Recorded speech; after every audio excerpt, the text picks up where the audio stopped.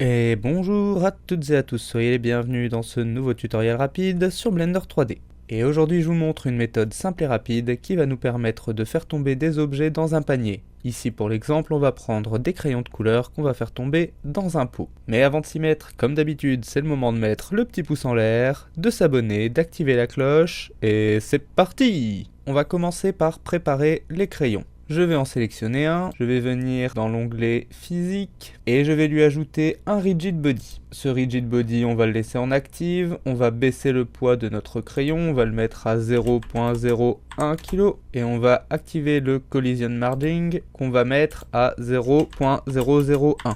Et en shape, on va venir lui mettre une capsule. Ensuite, on va maintenir Shift et faire un glisser sélectionné pour sélectionner tous les crayons. Et une fois qu'on les a bien tous, on va aller dans le menu Objet, Rigid Body, et on va utiliser Copy from Active. Et maintenant, tous mes crayons disposent d'un Rigid Body. Maintenant, il va nous falloir un autre objet avec un Rigid Body dans notre réceptacle. Donc je vais faire un nouveau cylindre dans ma scène pour coller à la forme de mon objet. Je vais le placer. Je vais aller sélectionner sa face du haut, je vais la remonter, l'élargir avec un S. Je vais supprimer la face supérieure, X face, et on va également lui mettre un rigid body qu'on va passer en passive.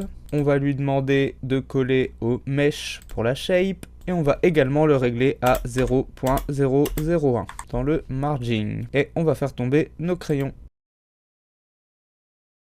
Voilà, nos crayons sont tombés de manière naturelle. Alors, on a vu que ça a mis un peu de temps parce qu'il y en a qui sont restés debout avant de tomber. Avant de les faire tomber, on pourrait les resélectionner et utiliser toujours dans Object, mais cette fois dans Transform, le Randomize Transform pour leur donner un tout petit peu de rotation sur les axes X, Y en random.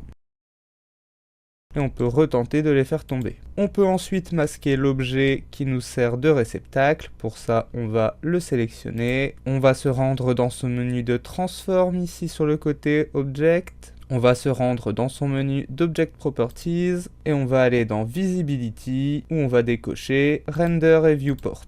Et voilà, vous savez maintenant comment faire tomber des objets de manière naturelle dans un pot. Ici on l'a fait avec des crayons, mais ça aurait pu être des pommes dans une cagette. Ça aurait également pu être des boules de papier dans une corbeille à papier, etc. etc. Comme toujours, j'espère que cette vidéo vous aura été utile. Si c'est le cas, n'oubliez pas de la liker, de la partager, de vous abonner et pourquoi pas de nous soutenir sur Tipeee, le lien est dans la description. Quant à moi, je vous dis à la prochaine pour un nouveau tuto sur la fabrique d'univers.